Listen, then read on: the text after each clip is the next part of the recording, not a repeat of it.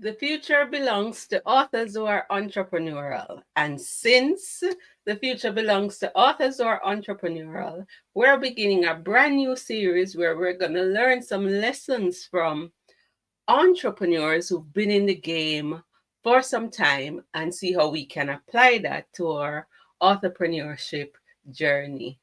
This is Entrepreneur Secrets Live, the masterclass, and I want you to stay tuned. Let's welcome C. Ruth Taylor.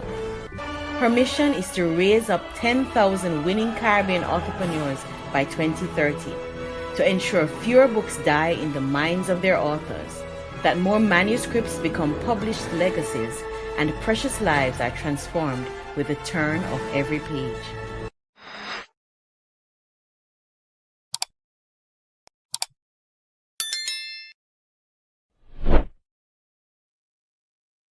All right, so we took a break last week, and I think I'm going to do that, at the end of a series.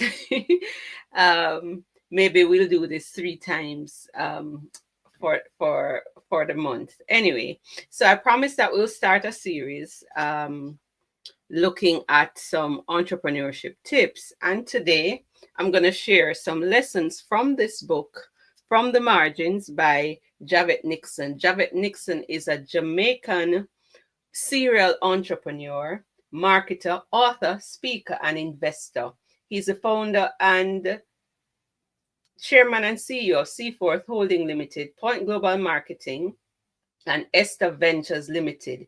He specializes in market entry and branding strategies for emerging brands and global businesses. So this book, the back of it says, a blueprint for small and emerging businesses to have a global impact. So it's From the Margin, a Caribbean man's ode to small business and life. And I'm going to be sharing 14 lessons he learned on his journey for entrepreneurial success. When Nixon wrote this book, he was 10 years on his entrepreneurship journey. So this is a business memoir to celebrate 10 years of one of his business, Point Global. And when we were incorporating Bamboo Sparks, which is my author business, publishing business, this book was instrumental, and Nixon was instrumental in helping us to set up Bamboo Sparks. And this is Women's Month, right? And Bamboo Sparks is a female-led business, Jamaican business, though we have a global reach. It's a digital publishing services business, and our mission is to preserve Caribbean and Christian legacy and to yeah, I'm struggling with our mission here. Forgive me. The head is not in the best place this evening. But our mission is to transform lives and preserve Caribbean legacy and culture, and to help authors to create sustainable income and grow 90 feet tall with books. And so when we were starting out, we actually helped Nixon in this publication, and the lessons learned. One of the things about being an author, being a publisher, is that you get to read the stuff. If you're the one editing it and everything, overseeing the publication, you get to learn a lot of lessons while you are editing. And since I was instrumental in this process, this book, I mean, I learned so much that I could apply as a new entrepreneur. And I found this chapter on 14 lessons for entrepreneurship success to be life-changing.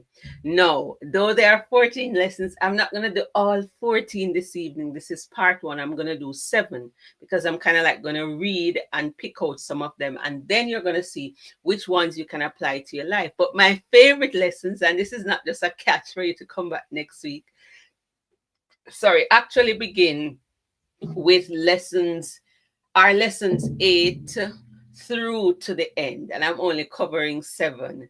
I mean, when I said that this was life-changing and game-changing, no joke. And so I'm going to go to my trusty PowerPoint to see how we can go through those lessons today. All right, so StreamYard has made some changes and it's kind of strange using it. I feel like I'm using this thing for the first time.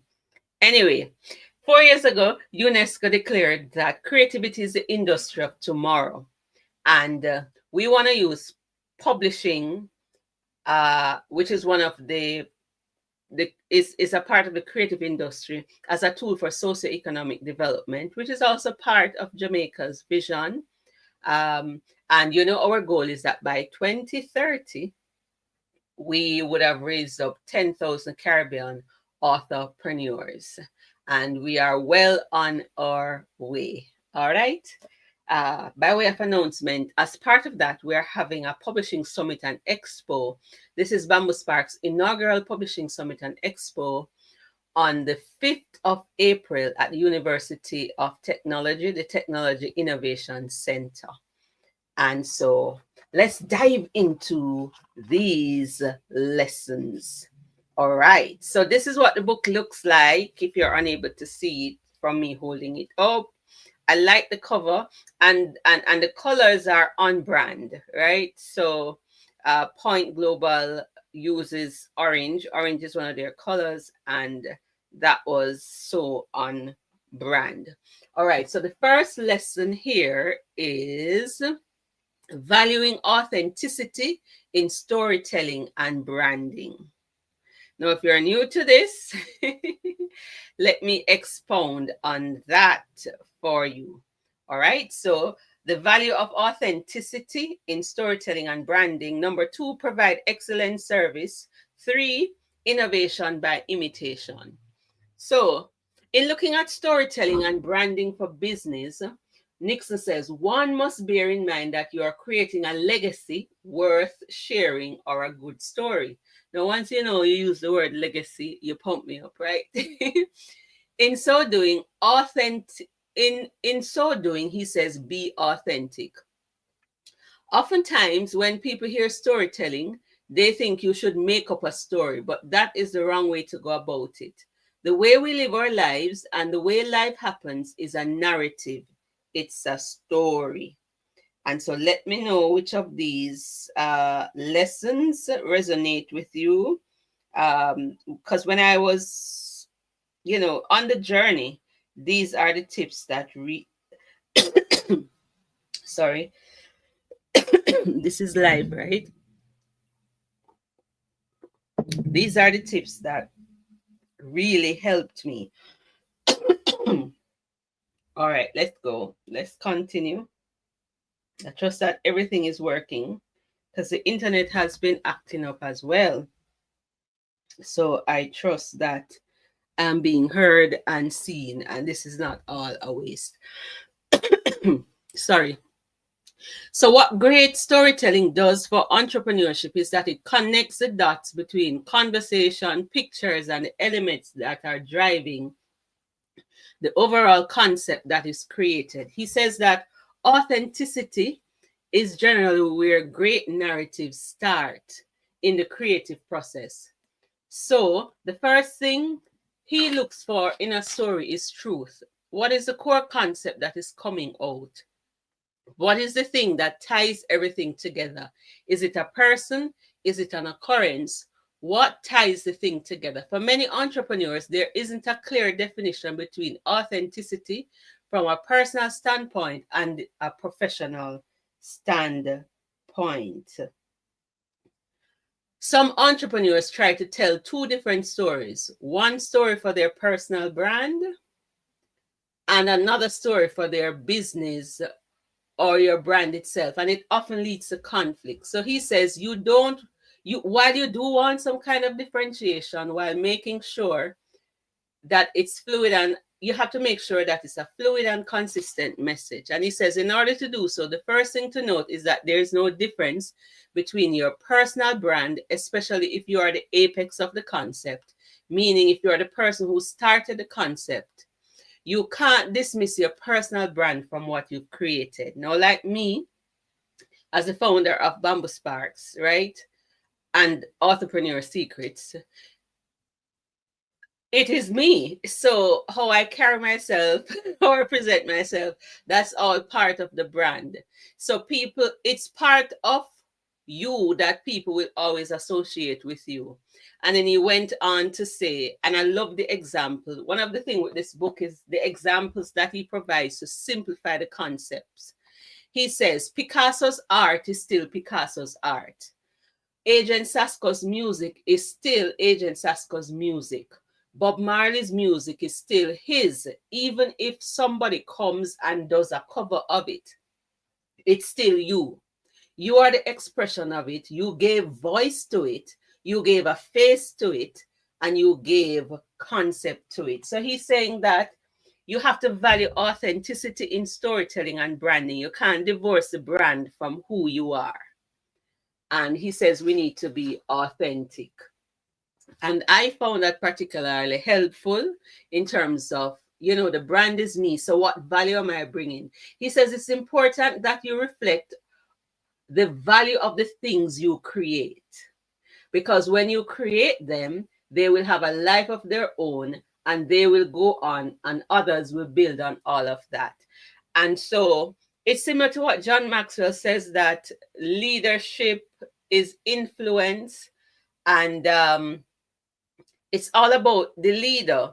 How tall you grow, the business grows, often is dependent on your own, or how far it goes is dependent on your own development. So he's saying similarly that the story that we tell, especially for you as the founder, you will always be associated with it. And so you have to be authentic in what you are telling. Even if you created the thing 25 years ago, it will always be connected back to the founder. So try to be authentic about it. So think about the fact that when you're doing business, and even with the book, it is about you, he says. Who is doing the business? People will always do business with people, and people tend to forget that. So what is important is telling a story, but not just telling a story. Tell the story to those who want to hear it, and align yourself with persons who share similar values. And I hear Dr. Terry Carrell said the same thing. It's not every assignment she will accept. She will only accept assignments to speak to from companies that are brand aligned, that are value aligned. The second thing, which should be normal, he says, provide excellent service. Now, as an entrepreneur, make sure the quality of the book is excellent, both inside and outside. Provide excellent service. That is basic. All right. So the number one strategy in mind is providing amazing service. Whatever you do, if it's coffee, make sure you're delivering the best cup of coffee, because the thing people will always check is the quality of service, and it's how you make people feel. So that one goes without saying. And that is important, because one of the things as an entrepreneur, I tend to promote the books as a business card model. And so when you publish a book with your story and your expertise, if you're going to start a publishing business, for example, you want to use the production, the book, the thing that you've created now to attract people to your business. So it's important that the quality you put out is excellent. Does that mean you won't make mistakes? No, but you are striving to present something that is good to the public at all times. The third one, he says, innovation by imitation. Now, sometimes this one poses a challenge, especially when people copy you and that kind of thing. But he says, invariably, when people talk about originality, it's really a euphemism for innovation. It's creating something that is new or giving expression to something that is new. The reality, he says, is that we all do innovation by imitation. We are either mimicking nature, God's divine creation, or we're mimicking another individual who has created something that we admire. And he says, let's take it a little further. Let's look at physical packaging for products. The first packaging of products, he says, is nature. I thought that was just brilliantly and simply said. For example, you have a banana, it comes with a peel. So that's the first person who gave expression to packaging. When as a marketer, you create a product and put it in a package as if it's new, and nobody ever has seen the product before, did you create the packaging? No, nature did that already. You have just tried to imitate what was already done and give it your own spin. In other words, you don't always have to reinvent the wheel. So as an entrepreneur, you're going to look at other models that work. This week on the Entrepreneur Secrets podcast, I shared an interview with J.D. Barker. He's a New York Times bestselling author. He's published in like 150 countries. This guy has sold over 1 million books, having some of his books translated in 35 languages. And he's both hybrid and is a hybrid author, both traditionally published, and he's just done amazing things. And one of the things that JD says is that if you're struggling to sell books, you need to look at what other people are doing and see how you can employ some of those measures in your business. And that's basically what Nixon is saying with this key is innovation by imitation. So you're going to look at the packaging, you're going to look at what others are doing, what works, and you're going to put your own spin on it. So don't just be, don't just be a copycat. You are going to put your own spin on the thing. All right. So when it comes to authenticity and originality, the question is, are you really passionate about what you're creating? All of us have inspiration, right? The inspiration comes from all around us, and we use that to take the information and turn it into something else. But we put our own spin on it by virtue of how passionate we are about it. And we're all unique, right, in some measure.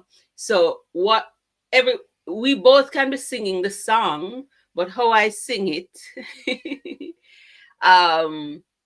so it's going to be different. My voice is different. How I sound when I'm singing it will be different, even though the words are the same. He's saying, for example, Michael Jackson wasn't the first person to dance on stage, but the way he did it in a way that nobody had ever done it like that. Usain Bolt wasn't the first to do track and field, but he did it in a way that nobody else did. Muhammad Ali was not the first person to box, but he did it in a way that nobody else had ever done.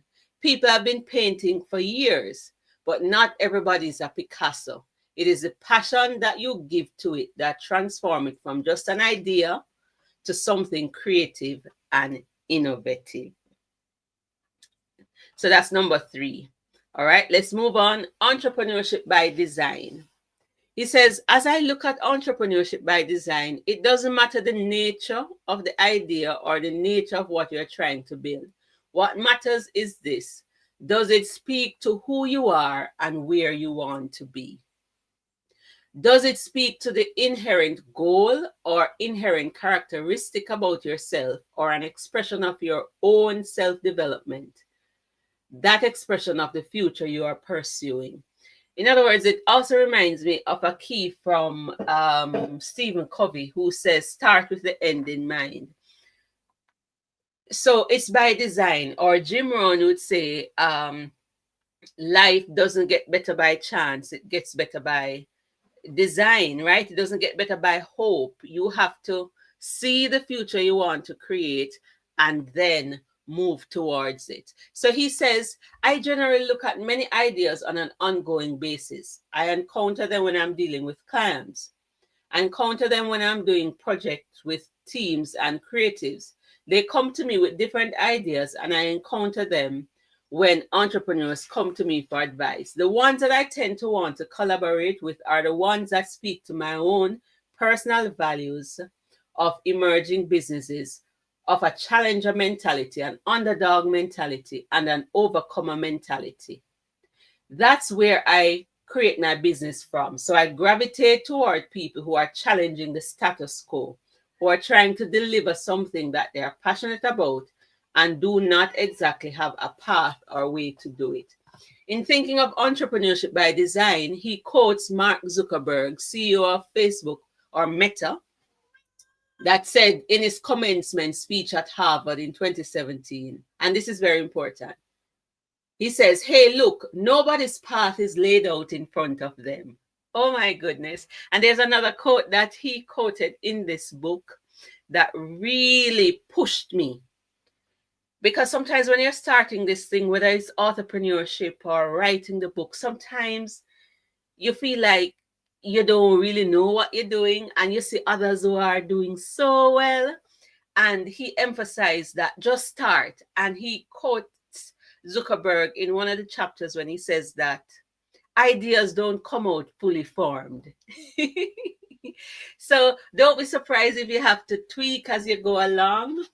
But he says, none of the businesses that you see that are big businesses knew that at the very start they'd be big businesses.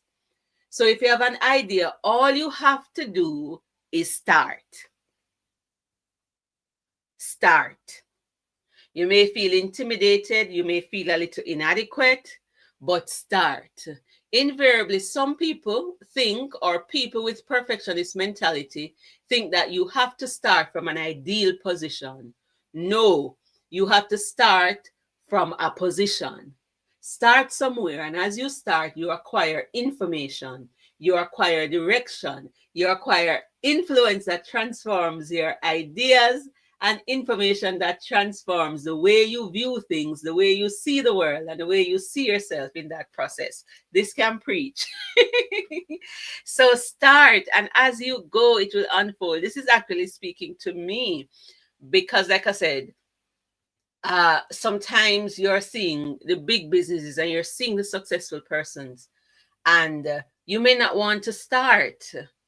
You may like, who am I? I don't have the influence. I don't have so and so. So why should I start a business? Why should I go after this entrepreneurship thing?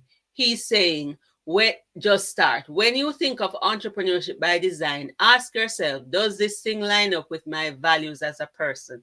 And he's been echoing that on every point. You know, is what I'm building something I'm passionate about? If your answer is in the affirmative, he says, pour yourself into it. And then from there, you will feel in the dark for a while until you get to the light switch. You feel for a handle for that door, and eventually you figure it out. Now, this is encouraging me, because as you're seeking to grow a business, there are some aspects of it that, to be honest, are a little fuzzy. But what he's saying is that this is part of the journey, but keep going.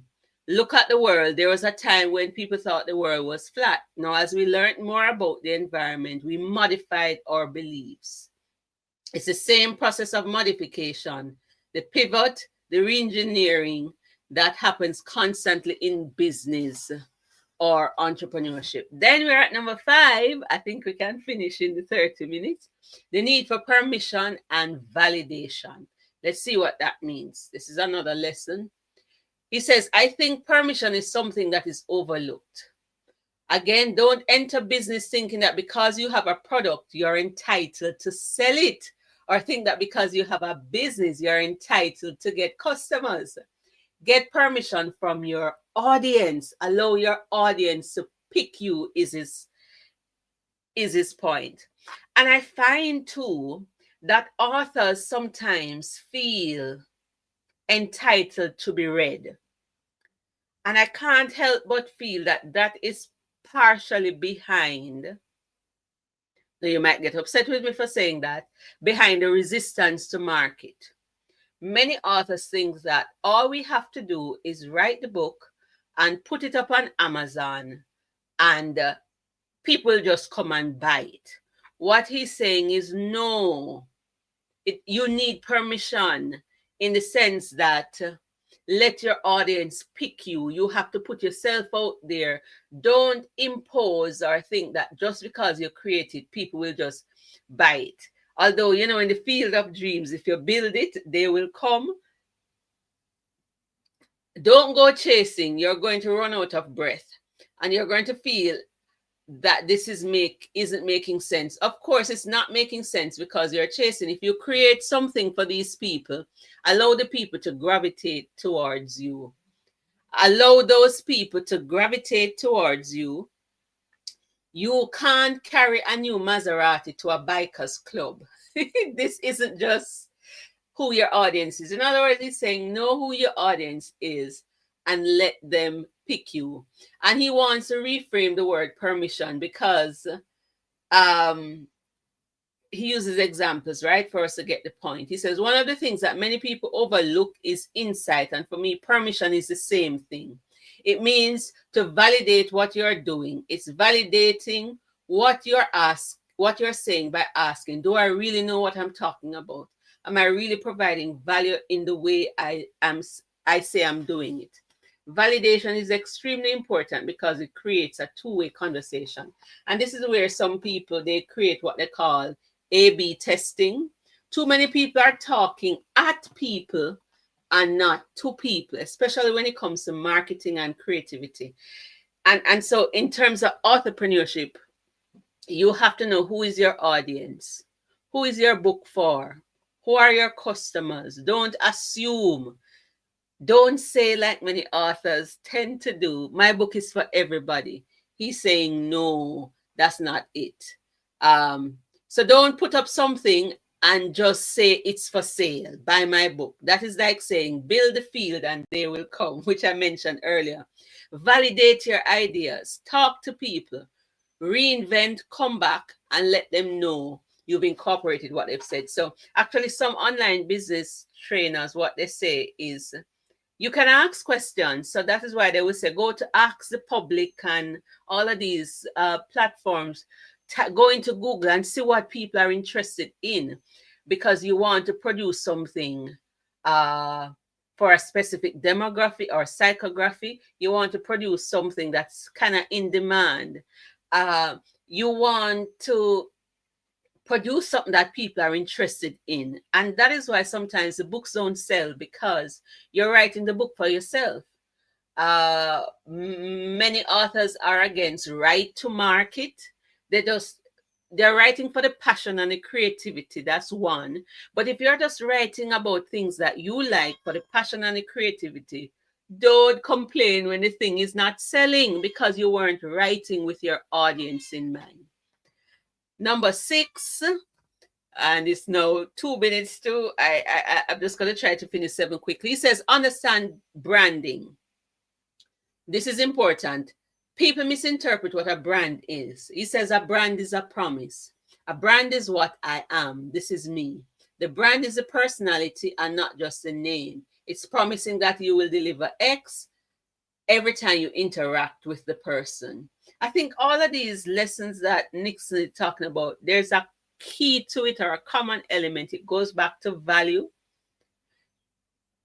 What I'm seeing there, branding is about what you stand for and it leads back to core values. See there before even finishing it, that's what jumped out at me. Everything he's saying, value. So as an entrepreneur, you need to understand what your core values are. So what are you at the core? What do you stand for? What is your why? Why are you doing it? What are you trying to do? What's your objective? Even if it is that you don't become the best in your field, the fact that you started with knowing your why, we go back to Simon Sinek's book, Start With Why. He says that will help you to build an authentic brand.